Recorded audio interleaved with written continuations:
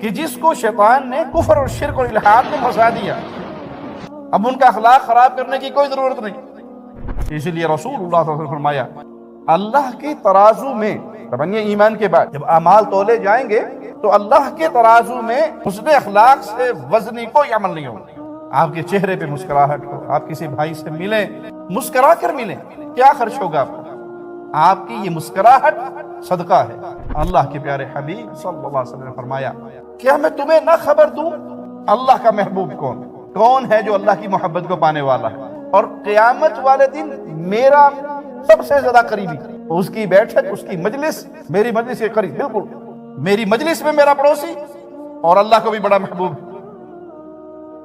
صحابہ نے کہا قالوا بلا، اے اللہ کے نبی کیوں نہیں، یہ تو بڑی عظمت والا شخص ہے۔ اگر آپ پہلی مرتبہ ہمارے چینل پر تشریف لائے ہیں پلیز سبسکرائب کر لیجئے۔ آپ کے سامنے دو عورتوں کا ذکر ہوا اور ایک کی بڑی نفلی عبادات بیان کی گئی، لیکن بد اخلاقی بھی بیان ہوئی کہ پڑوس نے اس کی زبان سے بڑی تان لی۔ آپ نے کہا جہنم کی خبر دو۔ اور ایک صرف فرضی نمازیں، فرضی روزے، فرض کام، کوئی نوافل نہیں، لیکن اخلاق بڑا اچھا، بڑا اعلیٰ، زبان کی بڑی میٹھی، پڑوس نے بڑی خوش، اور نہ جاؤ اس کو جنت کی خوشخبری دو۔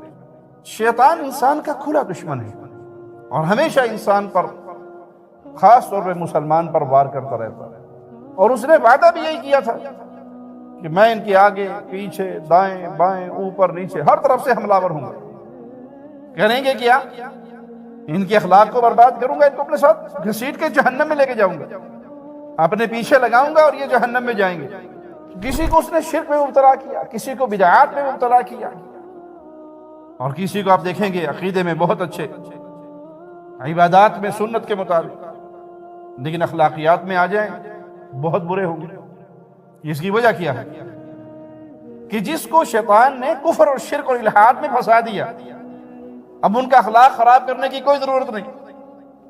آپ قادیانیوں کو دیکھ لیں، اسماعیلیوں کو دیکھ لیں، جو کفر کے بڑے بڑے مقام پر فائز گروہ ہیں، ان کے اخلاق بڑے اچھے ہوں گے، اور جو نیچے اترتے آئیں الا من رحم ربی، ایمان میں بڑا اچھا ہے، عقیدے میں بڑا ٹھیک ہے، اتباع سنت میں بہت اچھا ہے، اخلاقیات میں بہت برا ہے۔ کہ جب شیطان کسی کو عقیدے کی گمراہی میں مبتلا کر دیتا ہے، اسے پرواہ نہیں ہے کہ اس کا اخلاق اچھا ہے برا، جب عقیدہ خراب ہو گیا تو گیا۔ تو جو عقیدے اور بدعات اور خرافات سے وہ انسان بچتا ہے، تو پھر شیطان کی کوشش ہوتی ہے کہ یہ ایمان میں تو، توحید میں تو ٹھیک، اتباع سنت میں ٹھیک ہے، اب جنت میں تو جائے گا، لیکن اعلیٰ مقام پہ نہ جیسے نیچے نیچے کھینچ کے رکھو۔ اس کی بد اخلاقی، اس کی زبان کی گندگی، اس کی زبان کی سختی، اس کے معاملے کا دوسرے کے ساتھ ہم کلام ہونے کا انداز، ایسے گناہوں میں پھنساؤ جہاں اس کی نیکیاں بس قریب مائنس ہو جائے، اور جائے بھی تو آخری درجے کو جلدی ملتا جائے۔ اسی لیے رسول اللہ صلی اللہ علیہ وسلم نے فرمایا ما من شیء یوضع فی المیزان اثقل من حسن الخلق، اللہ کے ترازو میں، یہ ایمان کے بعد، عقیدے کے بعد، توحید کے بعد جب اعمال تولے جائیں گے تو اللہ کے ترازو میں حسن اخلاق سے وزنی کوئی عمل نہیں ہوگا۔ آپ کے چہرے پہ مسکراہٹ ہو، آپ کسی بھائی سے ملیں مسکرا کر ملیں، کیا خرچ ہوگا آپ کو؟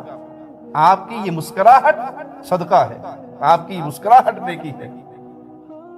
اچھے انداز سے اپنے بھائی کو ملنا، ویلکم کہنا، کچھ خرچ نہیں کیا آپ نے، نہ آپ کا روپیہ خرچ، نہ درہم و دینار خرچ، لیکن آپ ایک اچھے انداز سے کسی سے مل رہے ہیں، محبت سے مسکرا کر، اپنے چہرے پہ مسکراہٹ رکھ کر، یہی آپ کے لیے آپ کے نامہ اعمال میں نیکی لکھا جائے گا۔ اور اس نیکی کو کوئی معمولی نیکی نہ جانے، یہ نیکی بڑی عظیم ہے۔ عبداللہ بن عمر بن عاص سے روایت ہے، اللہ کے پیارے حبیب صلی اللہ علیہ وسلم نے فرمایا الا اخبرکم باحبکم الی اللہ واقربکم منی مجلسا یوم القیامہ، کیا میں تمہیں نہ خبر دوں اللہ کا محبوب کون ہے جو اللہ کی محبت کو پانے والا ہے، اللہ کے ہاں محبوب، اور قیامت والے دن میرا سب سے زیادہ قریبی، اس کی بیٹھک، اس کی مجلس میری مجلس کے قریب، بالکل میری مجلس میں میرا پڑوسی اور اللہ کو بھی بڑا محبوب۔ صحابہ نے کہا قالوا بلا، اے اللہ کے نبی کیوں نہیں؟ یہ تو بڑی عظمت والا شخص ہے جو اللہ کو بھی محبوب ہے اور قیامت کے دن وہ آپ کے بھی قریب ہوگا۔ نبی کی قربت پا لینا اور وہ بھی قیامت کے دن قربت پا لینا، کتنی عظمت ہوگی۔ ایک صحابی آپ کے در پہ آتے ہیں اور آپ ان کا عمل دیکھ کے بڑے خوش ہوتے ہیں اور فرماتے ہیں جو مانگنا ہے مانگ۔ وما ينطق عن الهوى ان هو الا وحي يوحى، اپنی مرضی سے بولنا نہیں، یہ تو کلام ہی اللہ کی وحی سے کرنے والے، مانگ کیا مانگتا ہے؟ تو وہ کہتے ہیں اللہ کے نبی صلی اللہ علیہ وسلم دل میں آیا آپ کے دروازے پر چوکی دار بن کے، آپ کا خادم بن کے کھڑا ہو جاؤں، کھڑا ہو گیا۔ جنت میں آپ جاؤ گے، ہم بھی جائیں گے، آپ انبیاء کے ساتھ بڑے اعلیٰ مقام پر ہوں گے، تو ہم تو بڑے نیچے درجے پر ہوں گے۔ اگر اتنی بڑی آپ گارنٹی دے رہے ہیں کہ جو مانگنا ہے مانگ لے، تو پھر جنت میں آپ کا پڑوس مانگتا ہے۔ آپ نے کہا کچھ اور؟ کہا نہیں بس اور کوئی دعا نہیں، ایک ہی دعا کافی ہے۔ آپ نے کہا پھر کثرت سجود سے میری مدد کر، سجدے نوافل یہ زیادہ ادا کر۔ تو اللہ کے نبی صلی اللہ علیہ وسلم کا پڑوس مل جانا، آپ کی قربت مل جانا جنت میں، کتنی عظمت والی بات ہے۔ صحابہ نے کہا اللہ کے پیارے حبیب بتائیے وہ کون ہے؟ آپ نے احاسنکم اخلاق، جس کا اخلاق سب سے بہتر ہو، جس کا تعامل لوگوں کے ساتھ، جس کا انداز گفتگو، جس کی میٹھی زبان، جو اپنے اخلاق میں سب سے بہتر ہے، وہ اللہ کو بھی محبوب ہے، اللہ کو بھی پسند ہے، اور وہ رسول اللہ صلی اللہ علیہ وسلم کا پڑوس بھی پانے والا ہے۔ اسی لیے اللہ کے پیارے حبیب صلی اللہ علیہ وسلم جو اخلاق کے اعلیٰ ترین مقام پر فائز تھے، وہ بھی اپنے لیے دعا کیا کرتے تھے اللہم کما حسنت خلقی فحسن خلقی، اے اللہ جیسے تو نے میری شکل، میری صورت بڑی خوبصورت بنائی ہے، میرا اخلاق بھی خوبصورت بنائی۔ یہ اللہ سے مانگ کے لینے والی چیز ہے، مانگیے۔ اپنی زبان کا 24 گھنٹے کے بعد محاسبہ کیجیے، آج سارا دن میں نے کس کا دل توڑا ہے، کس کا دل دکھایا ہے، کس کے لیے سخت جملے بولے، کس کو ڈانٹا ہے، کس سے برے سلوک سے پیش آیا ہوں۔ اور آپ کے اچھے اخلاق کے سب سے زیادہ حقدار آپ کے ماں باپ، آپ کے بیوی بچے ہیں، آپ کے بہن بھائی ہیں، آپ کے پڑوسی ہیں، آپ کے عزیز ہیں، آپ کے مسلمان بھائی ہیں، یہ سب سے زیادہ حقدار ہیں۔ اسی لیے ابو ہریرہ کو جب والدہ نے بلایا رضی اللہ عنہ تو انہوں نے بلند آواز سے کہا لبیک یا امہ۔ پھر اپنے دل و دماغ میں سوچا کہ ماں کی آواز سے میری آواز اونچی ہو گئی، حالانکہ ماں کے بلانے پر لبیک کہا، حاضر ہوں ماں، لیکن میری آواز ماں کی آواز سے اونچی ہوئی۔ استغفار شروع کر دیا، بازار گئے، غلام خریدے اللہ کے نام پہ۔ اللہ، یہ صحابہ کی حالت، میری اور آپ کی کیا حالت؟ ماں باپ کے ساتھ گفتگو کرتے ہوئے ہمارا کیا سلوک، ہمارا کیا انداز ہے؟ کہیں ڈانٹ ڈپٹ تو نہیں، کوئی بد اخلاقی تو نہیں؟